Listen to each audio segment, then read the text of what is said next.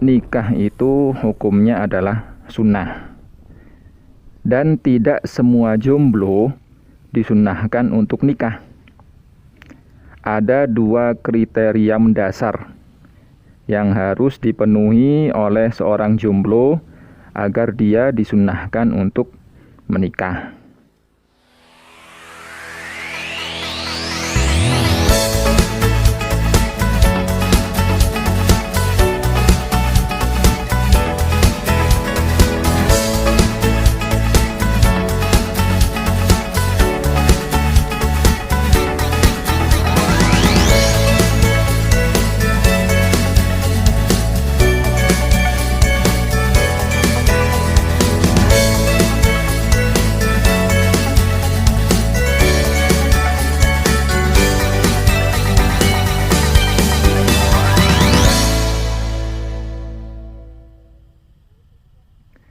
Assalamualaikum warahmatullahi wabarakatuh.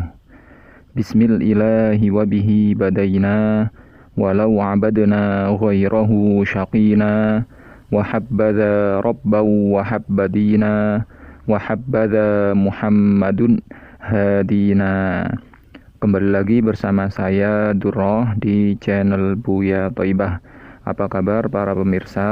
Mudah-mudahan semuanya dalam keadaan baik-baik saja, sehat walafiat, dimudahkan dalam segala urusan, terutama dalam menjalankan ketaatan.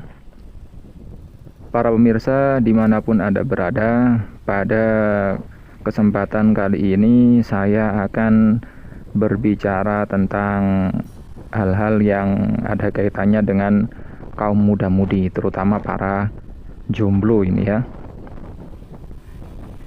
Seperti apa penjelasannya? Tonton terus video ini dan simak penjelasan dari saya dengan seksama. Namun sebelum saya lanjutkan, alangkah baiknya para pemirsa yang belum subscribe untuk subscribe terlebih dahulu, lalu like dan tekan tombol lonceng, agar para pemirsa tidak ketinggalan info-info yang bermanfaat dari channel ini. Oke, langsung saja dan tanpa berlama-lama. Pastinya banyak di kalangan para jomblo mendambakan hidup berpasangan dengan kekasih hatinya.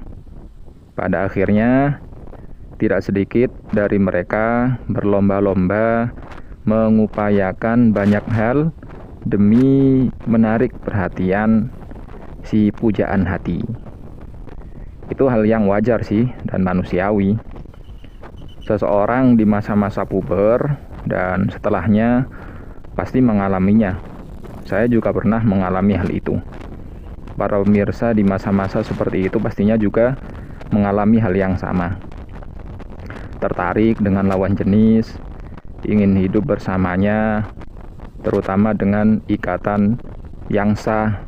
Ini banyak diimpi-impikan oleh kaula muda. Rata-rata seperti itu.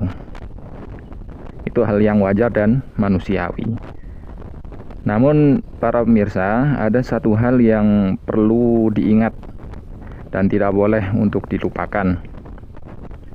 Jadi nikah itu hukumnya adalah sunnah. Dan tidak semua jomblo disunnahkan untuk nikah. Ada 2 kriteria mendasar yang harus dipenuhi oleh seorang jomblo agar dia disunnahkan untuk menikah.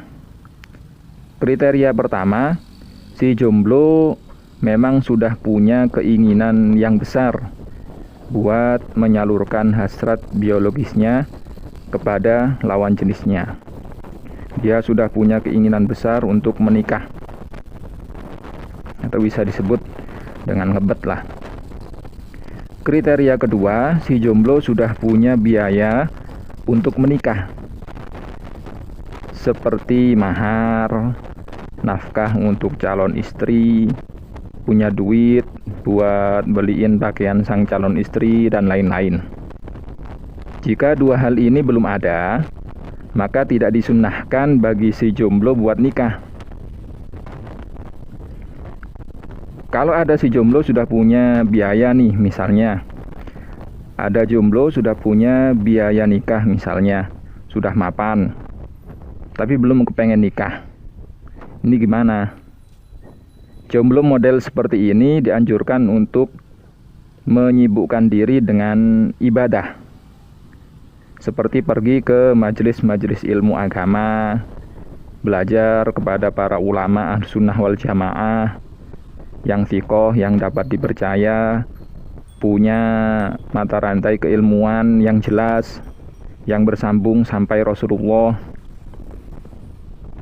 Atau misal ada jomblo udah ngebet banget pengen nikah tapi belum punya biaya, maka jomblo yang model seperti ini hukumnya makruh bagi dia untuk nikah. Masih ngebet juga, ada jalan keluarnya. Jalan keluarnya yaitu dengan puasa. Sebab puasa itu sanggup untuk menekan hasrat biologis yang menggebu-gebu. Udah puasa, Kang, tapi tetap ngebet juga. Gimana nih? Ada anjuran yang menarik dari para ulama buat orang yang seperti itu, udah jomblo nih, ngebet banget, udah puasa tapi tetap ngebet, tensi biologisnya nggak turun. Kata para ulama, ada cara yang bisa ia tempuh, bisa ia ambil. Caranya yaitu menghirup aroma kapur barus tiap pagi dan sore.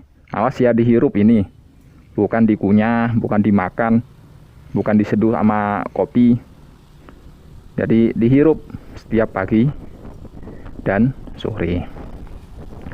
Tapi yang paling penting dari itu semua, dari hukum nikah, entah yang sunnah ataupun yang makruh atau yang mubah, setiap jomblo yang sudah balik dalam keadaan berakal dan telah sampai kepadanya inti ajaran Islam harus paham terlebih dahulu pengetahuan agama yang ia butuhkan untuk melaksanakan kewajiban yang ia emban. Lalu kalau si jomblo tersebut sudah belajar ya, terus dia mau nikah, ya harus paham juga, harus belajar juga terlebih dahulu apa saja pengetahuan agama yang ada kaitannya dengan pernikahan. Apa yang harus dipersiapkan sebelum ia nikah, rukun-rukun dan syarat-syarat sah nikah itu seperti apa, bagaimana supaya akad nikah bisa sah, apa saja hak-hak dan kewajiban yang harus dilakukan oleh suami atau istri setelah menikah. Ini semuanya harus diketahui. Kalau belum, jangan berani coba-coba mengikrarkan akad nikah, mengikrarkan ikatan suci sebelum benar-benar membekali diri dengan ilmu agama yang kuat. Alih-alih nanti pengen membahagiakan pasangan, namun karena tanpa ada dasar agama yang lurus, yang kuat, yang benar, akhirnya yang terjadi dia menzolimi pasangannya, baik ia sadari ataupun tanpa disadari. Pasti kita nggak akan mau, nggak pengen hal itu terjadi. Sebab para pemirsa, perhara rumah tangga itu bisa menimpa siapa saja. Kalau sudah dikehendaki oleh Allah akan tertimpa perhara rumah tangga, pasti akan menimpanya. Entah dia dari kalangan orang awam maupun dari kalangan orang-orang yang berilmu sekalipun. Ya, jadi itu yang harus kita utamakan, pengetahuan agama terlebih dahulu. Ya. Sebelum saya akhiri nih, saya ingin menyampaikan satu nasihat dari Mbah Kiai Soleh Darat. Beliau ini guru dari Mbah Hashim Asy'ari dan Mbah Dahlan. Beliau pernah menyebutkan sebuah nasihat yang sangat teramat penting, yang bunyinya, min alamati ittiba'il hawa al-musara'atu ila nawafilil khairat wattakasulu 'anil qiyami bil wajibat. Yang artinya setengah dari tanda orang-orang yang mengikuti hawa nafsunya. Termasuk dari tanda orang-orang yang mengikuti hawa nafsunya saja adalah bergegas melakukan ibadah-ibadah sunnah. Buru-buru melakukan ibadah sunnah. Buru-buru nikah, ngebet nikah. Wattakasulu 'anil qiyami bil wajibat.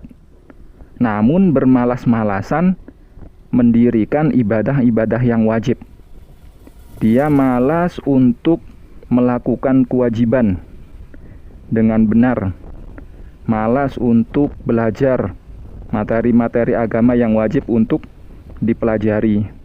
Hanya ngebet nikahnya saja. Jangan sampai itu terjadi. Apa yang beliau sampaikan, apa yang disampaikan oleh Mbah Kiai Soleh Darat tadi itu senada dengan apa yang pernah diungkapkan oleh Al-Imam Ibnu Hajar Al-Asqalani.